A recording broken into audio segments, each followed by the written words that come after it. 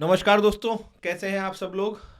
ये वीडियो अगर आप क्लैट 2025 की तैयारी कर रहे हैं तो आपके लिए बहुत ज़रूरी है ये समझने के लिए कि अगर आप 11th और 12th इनमें से किसी भी एक क्लास में हैं तो आपको कैसे अ, इस साल पेपर एक बार में देके पेपर निकाल के एक्सेल करके अपने ड्रीम कॉलेज में पहुंचना है। पूरी वीडियो देखिएगा, आपकी स्क्रीन पे पॉइंटर्स आते रहेंगे और मैं एक एक पॉइंटर आपको इलेबोरेट करता रहूंगा। एक एक पॉइंटर आप देख के समझते रहेंगे कि कैसे कैसे किस किस पॉइंटर पे क्या क्या काम करना है। तो चलिए सबसे पहले शुरू करते हैं हम लोग मस्ट डू से। सबसे पहली चीज, अगर आप जो एग्जाम की तैयारी करते हैं, आप में या कोई भी अगर एग्जाम की तैयारी करता है, सबसे पहली चीज उसमें क्या होती है दोस्तों? सबसे पहली चीज होती है that you need to understand the exam pattern and syllabus. किसी भी एग्जाम की तैयारी में जाने से पहले ना मित्र, तुमको सबसे पहले पता होना चाहिए कि उस एग्जाम में आ क्या रहा है। तो सबसे पहले जब हम भी अपनी यूपीएससी की और बाकी एग्जाम्स की तैयारी करते थे तो पहले प्रीवियस ईयर पेपर और सिलेबस, ये दो चीजें उठा के देखते थे और समझते थे कि एग्जाम में क्या क्या आ रहा है। तो सबसे पहले एग्जाम का पैटर्न और सिलेबस समझो, फर्स्ट स्टेप। इसके बिना आगे मत बढ़ो। सबसे पहले खुद समझो कि तुम उसमें से क्या क्या चीजें खुद कर सकते हो।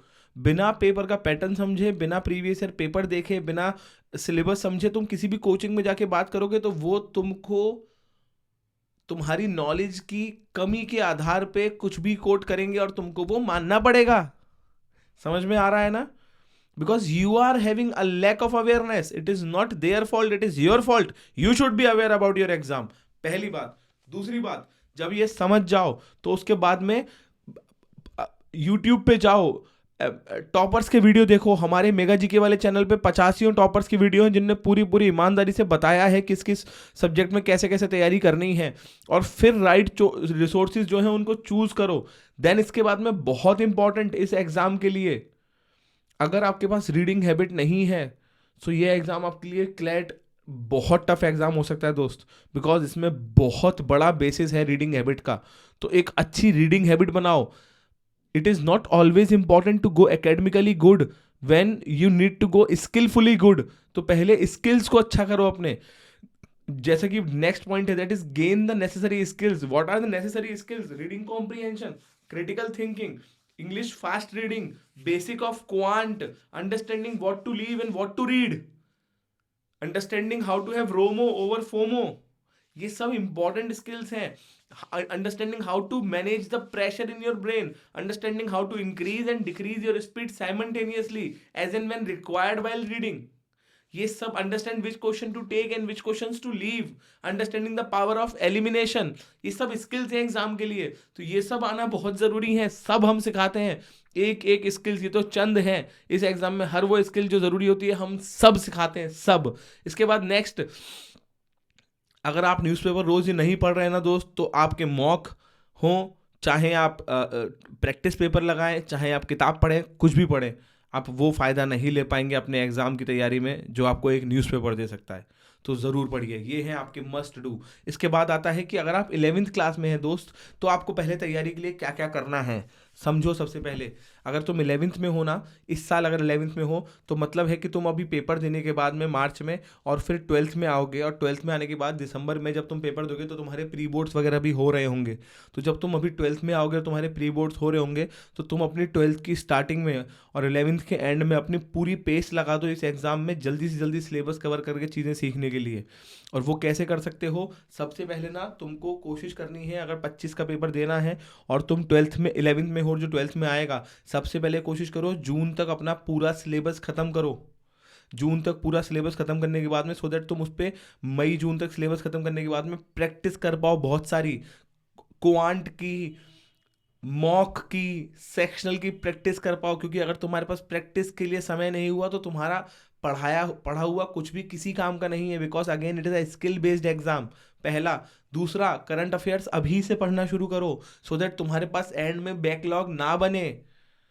क्योंकि एंड में बैकलॉग बनेगा तो बहुत समस्या होगी। और यही हम बच्चे को समझाते हैं कि हम लोग जब उसे करंट अफेयर्स पढ़ाते हैं तो वो करंट अफेयर्स ना उसको केवल करंट अफेयर्स में काम आता है, पर legal current affairs, English, CR, सब में काम आता है।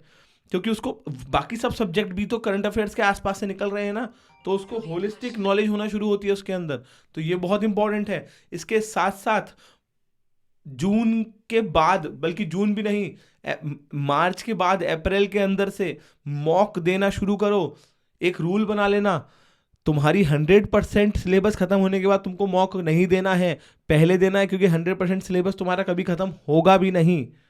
समझ रहे हो ना, ट्रायल एंड एरर की दुनिया है। तो पहले गलती करो, सीखो, फिर गलती करो, फिर सीखो। तो मॉक देना शुरू करो, और याद रखना, a mock without a analysis is a mock that is not basically given. तो मॉक दो और उसको एनालिसिस करो, मॉक दो उसको एनालिसिस करो, मॉक दो उसको एनालिसिस करो। ये बहुत ज़रूरी है। ये कुछ पॉइंटर्स हैं जो तुम्हारे काम के लिए बहुत ज़रूरी हैं। अपने टाइम को ना केवल आज के दिन में, बट वीक के हिसाब से और मंथ के हिसाब से अच्छे से मैनेज करना शुरू करो। वो कब कर पाओगे? जब तुमको विजन क्लियर होगा कि तुम अभी 11th में हो, तुम 12th में आ जाओगे, 12th में आने के बाद लोड बढ़ेगा, तो अभी क्या क्या खत्म करना है, फिर क्या आएगा, प्री बोर्ड्स कैसे आएंगे, सो दैट तुम उस पूरे को अच्छे से स्ट्रेटेजाइज कर पाओ। क्लियर है ना? तो ये सब बहुत इंपॉर्टेंट है उन बच्चों के लिए जो इस टाइम पे 11th में है। अब सवाल आता है वो बच्चों की जो 12th में है, बेटा बहुत इंपॉर्टेंट, आपके अभी बोर्ड्स खत्म हो जाएंगे।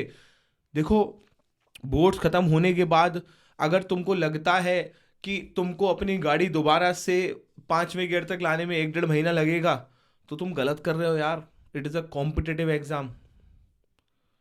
You need to come back to your studies as soon as possible. जिन लोगों ने शुरू कर दिए तैयारी, बहुत शानदार। हम शुरू से कह रहे थे कि अगर तुम रोज 2 घंटे भी क्लेट के लिए पढ़ रहे हो, और शुरू के 3 महीने 90 दिन में अब तुम 180 घंटे एक्स्ट्रा पढ़ लिए, तो कोई दूसरा बच्चा जो 8 घंटे रोज पढ़ेगा, उसके 8 घंटे के हिसाब से तकरीबन तकरीबन उसको 23 डेज या 22.5 डेज लगेंगे तुम्हारे बराबर आने में। और वो 22.5 दिन उसको पूरे साल में कभी नहीं मिल पाएंगे एक्स्ट्रा, क्योंकि तुम तब भी पढ़ रहे होंगे। सीधी कैलकुलेशन है।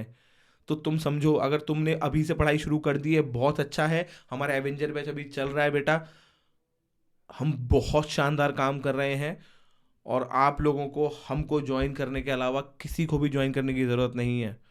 आप हमारी एवेंजर वीडियो को देख सकते हैं, डिस्क्रिप्शन में भी उसका लिंक है।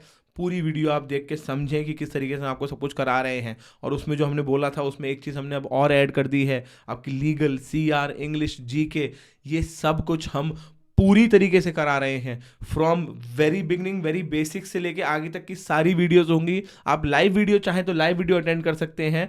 हमारे यहाँ लाइव क्लासेस होती है, इंटरेक्टिव क्लासेस होती हैं। बच्चा अपना कैमरा ऑन करके हमसे डाउट पूछता है। हमारे यहाँ ऐसा नहीं होता कि आपका कैमरा माइक बंद रहेगा और टीचर पढ़ाएगा, ऐसा बिल्कुल नहीं होता। और लाइव क्लास के साथ साथ अगर आप लाइव अटेंड ना कर पाए तो हमारी सारी क्लासेस रिकॉर्डेड भी होती हैं। मेंटोरशिप होती है हमारे यहाँ, जो आपको मेंटोर्स हेल्प करते हैं आपके पेपर के सिलेबस पूरा होने से लेके सिलेक्शन होने तक की बीच की सारी गलतियों में। आपकी स्ट्रेटजी की क्लासेस होती हैं, आपकी माइंड सेट की क्लासेस होती हैं, आपकी GK की, लीगल करंट अफेयर्स की सब की क्लास होती है हमारे यहाँ। आपको मॉक मिलेंगे हमारे यहाँ बहुत कायदे वाले, और एक बहुत अच्छी कम्युनिटी मिलेगी जो आपकी हेल्प करेगी आपकी तैयारी के लिए। तो समझो कि अगर तुम 12th में हो, और अगर तुम 12th में अभी तैयारी कर रहे हो, तो 11th के बच्चों ने, जिनको इस साल 12th में आके एडमिशन देना है, वो लोग एडमिशन ले रहे हैं लगातार, तो तुमको भी लेना है बेटा। चाहे दिन में 2 घंटा पढ़ पाओ, पर लेना है, पढ़ना है। तो और अगर तुम नहीं ले पा रहे हो तो बोर्ड्स के तुरंत बाद लेना एडमिशन, सो दैट पढ़ पाओ, अच्छे से तैयारी शुरू कर पाओ। पहला, फोकस करो पूरी तरीके से अपने इंग्लिश, लीगल, CR और क्वांट पे मेन फोकस रखो। और उस मेन फोकस के अंदर क्या करो, अपने इन सब्जेक्ट्स को, ये सब्जेक्ट्स कभी भी तुम्हारे एक दिन में अच्छे नहीं होंगे, ये लेयरिंग में अच्छे होते हैं। तुम सही करते हो, फिर गलतियां होती हैं, फिर सही करते हो, फिर गलतियां होती हैं, फिर सही करते हो, फिर गलतियां होती हैं। ये लेयरिंग में अच्छे होंगे, तो जितने जल्दी तुम गलतियां करना शुरू करोगे, उतनी जल्दी इनको अच्छा करना शुरू करोगे। और वो गलतियां कैसी होंगी? सेक्शनल और मॉक लगा के उनकी एनालाइज करने से। और इसके साथ साथ GK को हर रोज पढ़ के करंट अफेयर्स को सीखना शुरू करो, क्योंकि वो एक दिन में तुम पूरे एब्जॉर्ब नहीं कर पाओगे। आ रहा है समझ में मेरी बात?